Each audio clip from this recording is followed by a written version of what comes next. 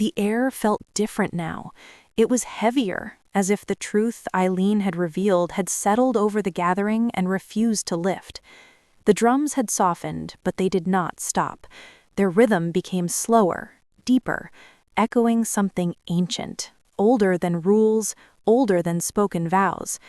Aylin remained standing at the center, her chest open, her breathing steady. Her muscles trembled slightly, not from weakness, but from the effort of holding herself upright after exposing so much of her inner world. She had shown pain, she had shown endurance. Now something else stirred within her, something brighter, yet no less serious. Hope. She shifted her weight gently from one foot to the other. The movement was small, almost unnoticeable, but it signaled a change. Her shoulders softened, her hands relaxed. The tight intensity that had defined her earlier movements began to dissolve, replaced by a quiet strength that felt earned rather than forced. The drums followed her lead. Their rhythm opened up, creating space between beats, space to breathe, space to choose. Aylin stepped forward, then turned in a slow, controlled circle. Her skirt followed the motion, brushing against her legs like a whisper. This time, her movements did not speak of struggle, they spoke of possibility. She lifted both arms, elbows bent, hands poised with care.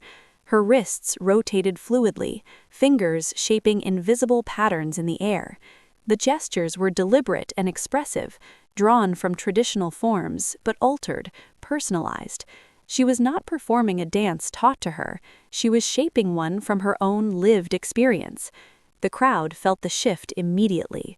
This was no longer confrontation. This was transformation. Aylin's face, which had been set with determination moments earlier, softened. Not into a smile, she did not perform comfort for the crowd, but into calm acceptance. She was not asking for approval, she was offering understanding. Kamran watched, rooted in place. He felt something loosen inside him, something he had not known was tight. He realized that much of his unease had come from fear, fear of the unknown, fear of failing her, fear of not knowing how to meet someone whose language he did not share. But watching Aylin now, he understood something essential. Understanding did not require sameness, it required attention. As Aylin moved, she approached him again, not directly, but gradually, her steps angled, thoughtful. With each movement, she closed the distance between them, not as a bride following a script, but as a woman choosing connection. She stopped a few steps away. The drums paused for a breath.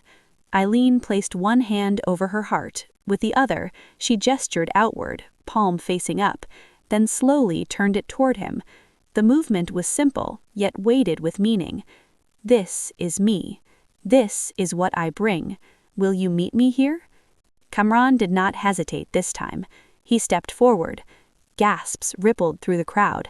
This was not part of the ceremony either, but no one dared interrupt. Something too important was unfolding. Kamran's mirrored her gesture, placing his hand over his heart. Then, slowly, carefully, he extended his other hand, not to take hers, but to hover near it. He waited. Aylin noticed. Her eyes met his, and in them he saw gratitude mixed with resolve. She closed the remaining distance herself, placing her hand gently into his. The contact was brief, but powerful. The drums resumed now, richer, warmer. Aylin withdrew her hand and turned back to the circle, continuing her dance. But something had shifted permanently. She was no longer alone in the center. Kamran's presence lingered, steady and visible. Her movements now told a different story. She danced cooperation, two forces learning how to move without overpowering each other. She danced patience, slow turns, careful steps, pauses filled with intention. She danced commitment, not as obligation, but as conscious choice. The elders watched with conflicted expressions. Some felt discomfort, their authority quietly challenged. Others felt relief, as if a truth long ignored had finally been given form. One elder, older than the rest, leaned forward on his staff, eyes glistening. "This," he murmured to no one in particular, "is also tradition. We simply forgot." The women closest to Aylin began to sway unconsciously, their bodies responding to the rhythm. A few joined her movement from where they stood, not stepping into the center, but allowing their shoulders, their hands, their feet to echo her language. The dance spread, not in spectacle, but in recognition. Aylin reached the final movement slowly. She turned toward the elders once more, her posture upright, her gaze steady. She bowed, not deeply, not submissively, but respectfully, acknowledging the past without surrendering to it. Then she stood tall. The drums ended on a single, resonant beat. Silence followed, but it was no longer empty. It was full of understanding. The wedding had changed. The meaning of it had shifted from performance to presence, from assumption to truth. What had begun as a ceremony carried by habit had become something living, reshaped by the courage of a woman who refused to disappear quietly. Aylin lowered her arms. Her dance was finished, but her voice had finally been heard. When the final beat faded, no one moved. The village of Karayazi stood suspended between what had been expected and what had just occurred. The space where the drums had spoken now felt exposed, like a cleared field after a storm. People searched one another's faces, uncertain how to step back into ordinary behavior after witnessing something that could not be unseen. Aylin remained still. Her arms rested at her sides, her shoulders rising and falling slowly. The silence that followed her dance was different from the silence she had lived in all her life. This one did not erase her, it centered her. Her mother was the first to break. She stepped forward with trembling hands, tears streaming freely down her cheeks. For years, she had believed she was protecting her daughter, shielding her from ridicule, from rejection, from disappointment. But watching Aylin stand unbroken in front of the entire village, she understood how heavy that protection had been. She had mistaken shelter for safety. "Aylin," her mother whispered, forgetting for a moment that words would not be answered in kind. Her voice cracked anyway. "I didn't know." Aylin turned toward her.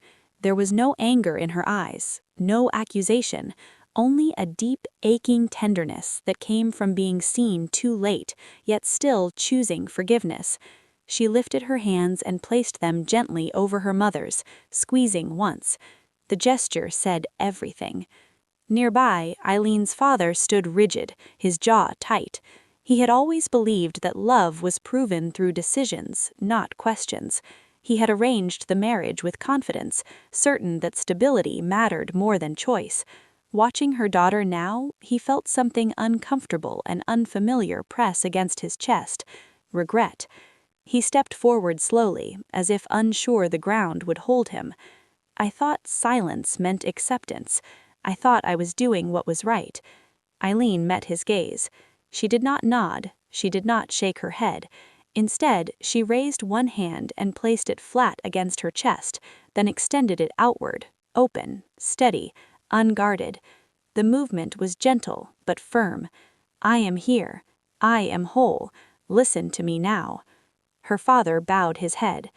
Kamran watched these exchanges with a growing sense of responsibility. The weight of what lay ahead settled fully onto his shoulders. Marriage, he realized, was no longer the central challenge. Understanding was. He approached Aylin carefully, mindful of the eyes on them. When he stopped beside her, he did not reach for her immediately. He remembered the pause she had offered earlier, the space she had claimed for herself. "I have much to learn," he said, his voice steady but sincere. "If you will allow me." Aylin studied his face.